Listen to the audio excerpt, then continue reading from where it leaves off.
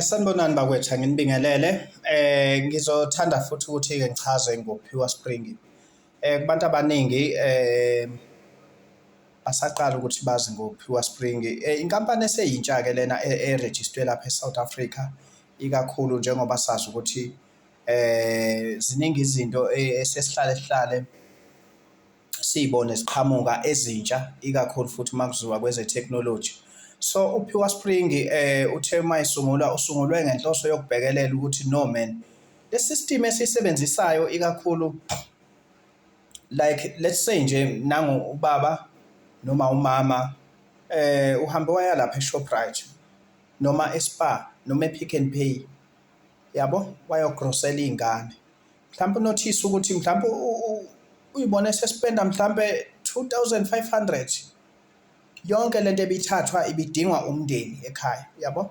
So ngaleyo ndlela-ke wayibona ephoqeleka ukuthi ayithathe lezi zinto ezizidingo. Mawuthi uyabheka ekugcineni ihambile imali.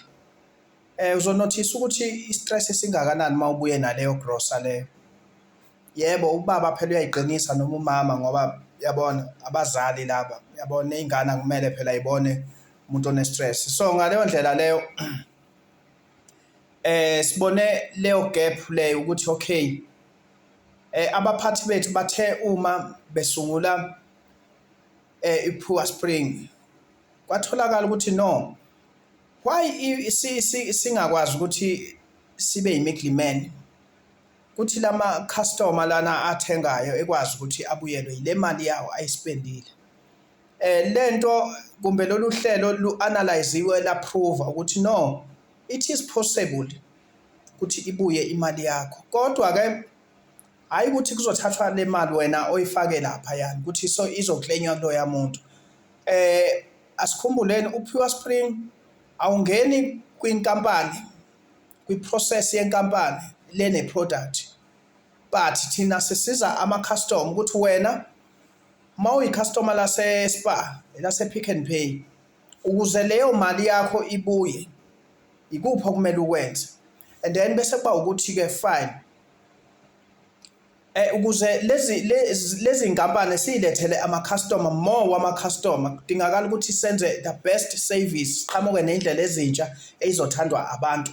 Ngoba ngicabanga ukuthi kungakuthokozisa mawuthola ukuthi uspende 2,800, uthola ukuthi leyo mali njengoba uyispendile wathenga izinto, uthola ukuthi iyabuya. Ngicela uyicabange lento.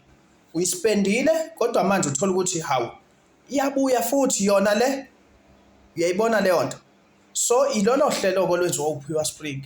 So lolu hlelo luthatha umuntu ongasebenzi luze liyofika kumuntu osebenzayo. Ngaleyo ndlela leyo luyakwazi ukuthi accommodate wonke umuntu. Phinde futhi kungagcini lapho kuze kuyongena ey'nkampanini. NgoPure Spring bakwethu iy'nkampani zizodlondlobala, osomabhizinisi abancane bazokwazi ukuthi badlondlobale, even iy'nkampani ey'nkulu, ama-supermarket, yonke into eyibhizinisi, ngenxa yokuthi vele abantu bazobe sebe-afforda. Ake ngithi nje bazobe sebeza ngesikhulu isivinini ngoba bazi ukuthi vele bazobuyelwa imali yabo. So lokho kusho ukuthini na? Kusho ukuthi wonke amabhizinisi azobhusteka ngenxa yokuthi abantu sokukhona an extra service ekwazi ukuthi ibasupporte, ibenze ukuthi leya mali yakhe ayispendile iphinde ibuye. Lelo khuzana ngokuchazela ngabaphathi bethu, this is mathematical and scientifically proven. So ngaleyo ndlela leyo ihlolisisiwe, yaprova. Siku-R66-ke bakwethu laphana eGingindlovu, house number 55.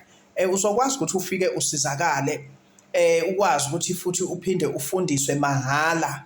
I-office lokuqala lelo esinalo nokuyicenter la sizokwazi khona ukuthi sisize imiphakathi yethu. I-website izoqala ngo-April. So sizoyithakasela kakhulu. Majina-ke lapho impilo yakho ayisophindi ihlehle, never, ngoba siyineutralize ngokuthi lokho okukhiphayo kuphinde kubuye. Ngicela ukuthi si-like bakwethu, ngiyabonga.